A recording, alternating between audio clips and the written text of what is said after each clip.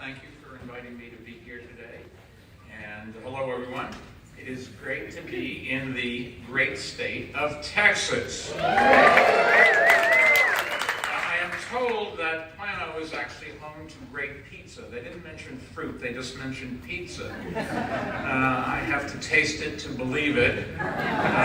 Thin crust, burnt, and pepperoni, and I'll pick it up on the way out. Thank you. There are a lot of reasons to love Texas, including Willie Nelson, who I once met in New York City, believe it or not. We had a nice chat, but for the record, I did not go inside his tour bus.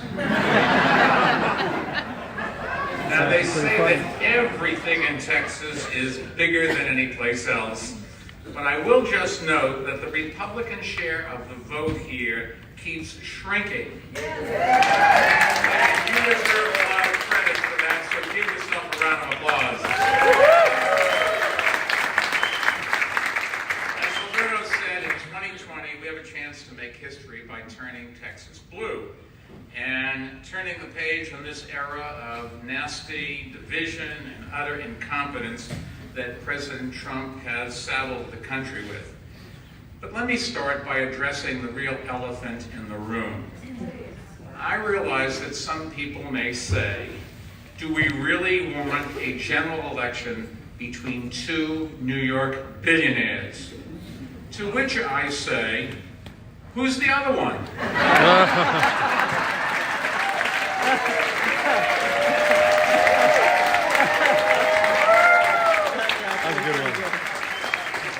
If ever there was someone who is all hat and no cattle, it's Donald Trump.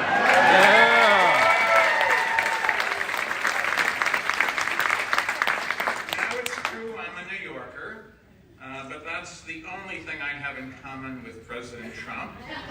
I didn't inherit my money. My father, as a matter of fact, never made more than $6,000 a year in the best year of his life. I went and started a company from scratch. Trump's father gave him $1 million to get going. I'm not sure that my father could count that high, much less have the money. I didn't play a CEO on reality TV. I actually worked as one. And I have to tell you, I look at the way he runs the White House, and all I can think is, if he was running my company, he would have been fired the first month on the job. He doesn't know the first thing about what good management is. Now, I also, differentiating myself from him, I have never filed for bankruptcy, not even once. He did it 6 times. And I've never cheated my charity out of money. How unethical can you be? You just can't make this shit up. I shouldn't have said that. I told my staff I wouldn't say it that way. Every year, I give away virtually all of my company's profits to address the big challenges that we face, including education and gun violence and climate change. And unlike the president, I face facts and follow data that tell me the truth. That approach has always seriously served me well in business and government, and I know that it can work in Washington as well. And that's really why I want to go to Washington and see if I can't make this country better for my kids and my grandkids and for you and yours. Now, the fact of the matter is, and here's where we get to the serious stuff, we cannot afford 4 more years of President Trump's reckless and unethical actions. That's correct. He is a dangerous threat to this country, to our values, and our national security. And I do believe that if he wins another term in office, we may never recover from the damage. And that's why I'm running for president, because we need to defeat Donald Trump and start uniting and rebuilding America. We cannot wait any longer. Across this country, we are suffering from a lack of national leadership on all the big issues we face. For example, we have an economy that is tilted against most Americans. In Texas, the minimum wage is still $7.25, whereas in New York, we succeeded in raising it, and I'm glad to say that it is now $15 an hour, as it should be next month.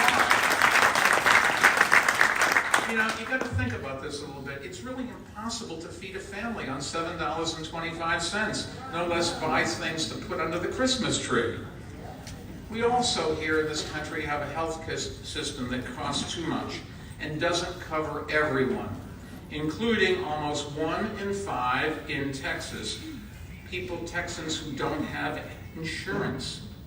It's just you can't live this way. People have to be able to go to a doctor and find out what's wrong and get cured. We have an immigration system that is cruel and dysfunctional, and everyone knows walls aren't going to fix that. We have a climate crisis that is just growing worse every single day. Houston had 3 100-year floods in the past few years alone. If Noah were around today, he'd be building the biggest ark in the history of the world. And we have a president who, when he hears these facts, just puts his head in the sand.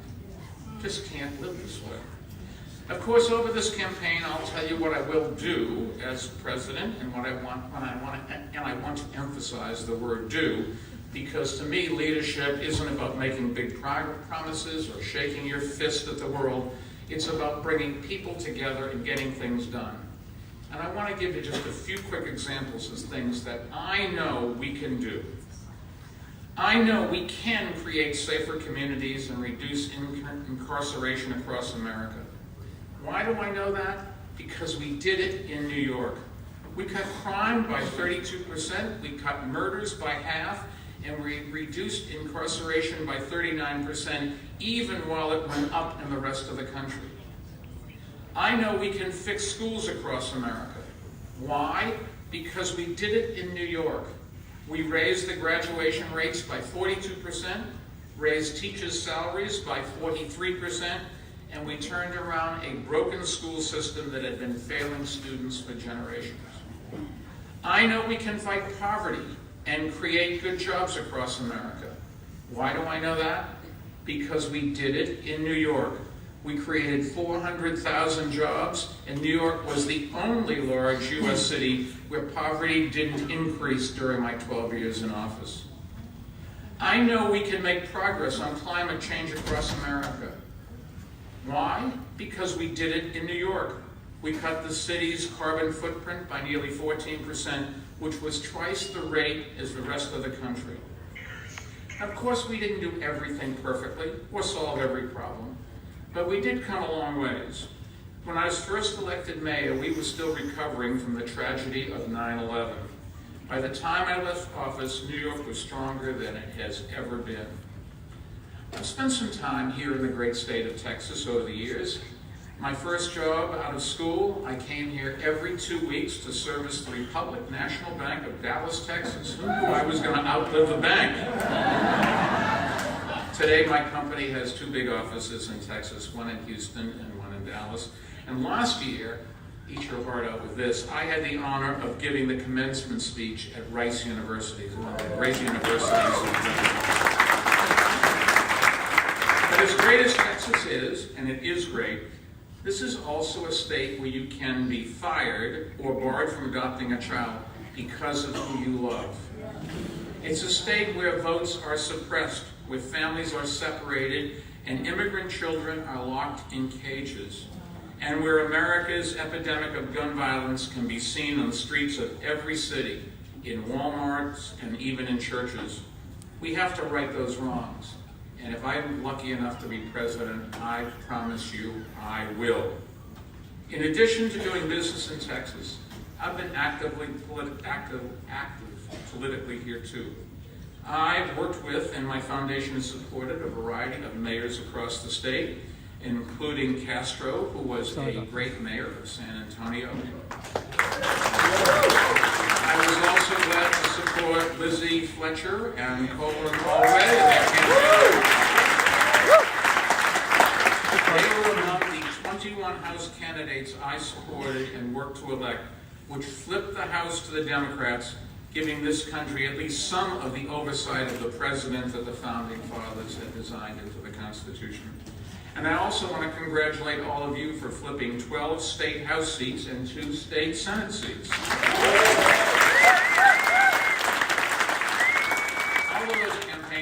led to a Republican exodus from Congress that is so big it had to be called Texdocious. Well, even though he didn't win, Beto O'Rourke showed that a Democrat can win statewide in Texas. What I hear, Republican leaders in Texas are scared stiff that we will nominate a candidate who can rally Democrats and win over independents and disaffected Republicans, and that's what I've been doing my whole career, and that's what I'm going to do. And the way I see it, Texas is the biggest battleground state, and I'm going to fight like hell to win its 38 electoral votes. If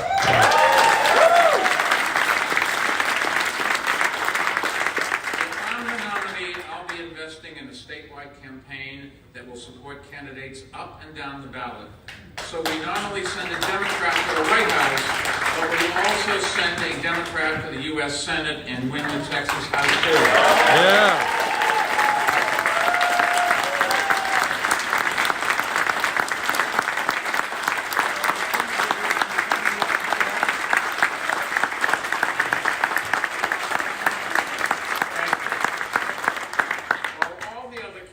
Are focused on other states.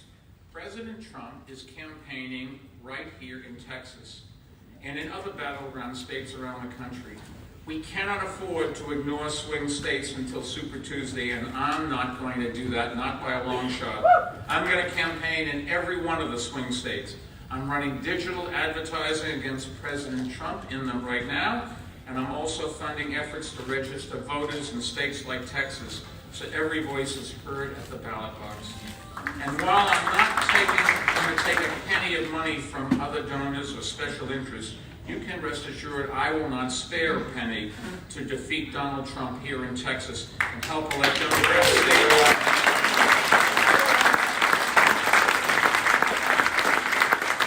I said I just don't like these people that just promise but don't do. Let me tell you, I know I can beat the president because I've already done it. I've taken him and the NRA on over gun violence, and we won. The organization I co-founded, Everytown for Gun Safety, has won stronger gun laws in states across the country. I've taken him and the biggest polluters on over climate change, and I've led an effort that has closed more than half the nation's dirty coal plants. I've also taken him and the tobacco industry on over e-cigarettes used by children, and we're now winning battles in the state at the local level. Throughout my life, I've taken on the biggest opponents and the toughest fights. Beating Donald Trump and getting our country back on track is the fight of our lives. And together we can make Texas the knockout hunt. Let me close by saying that as a child and a Boy Scout, I was taught to believe in the promise and potential of America and in the openness of the American dream.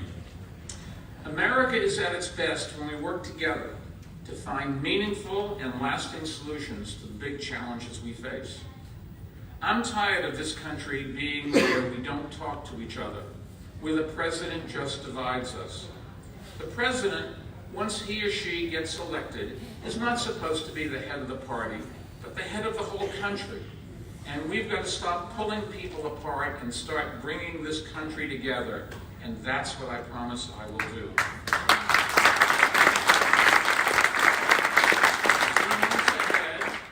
I will announce my plans to address all the big issues facing the country. But more than plans, what I offer is the leadership to turn the plans into reality. I'm ready to roll up my sleeves and motivate people to come together so we can rebuild America and make it fairer and better. I know how to do that. That's what I've done all my life. Pulling people together, focusing them, making sure they work together and deliver results for the people that they're supposed to serve. I'm ready to get working. I know you are too, and I hope to be your partner turning Texas blue once and for all in 2020. Thank you, and God bless.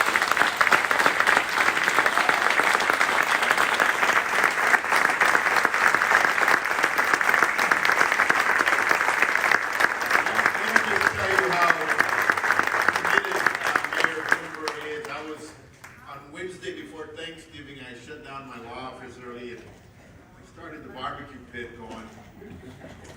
I was going to make some ribs and sausage and so forth.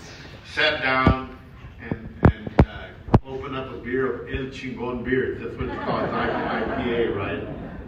And I was sitting there drinking the beer and my phone rings, right? And it's a New York City phone number, right? And I answered the phone. I said, "Hi, is this Gilberto Hinojosa?" And he said, "This is Michael Bloomberg." And I had already had half of that Chingon beer. So I chuckled and I said, "Michael Bloomberg, the former mayor of New York City?" And he chuckled and he said, "Yes." And so we spoke for about 15 minutes on the phone. He didn't ask me to support him, just wanted to talk. And then finally I said, "We're having a meeting on December the 7th. Would you like to come and address the folks?"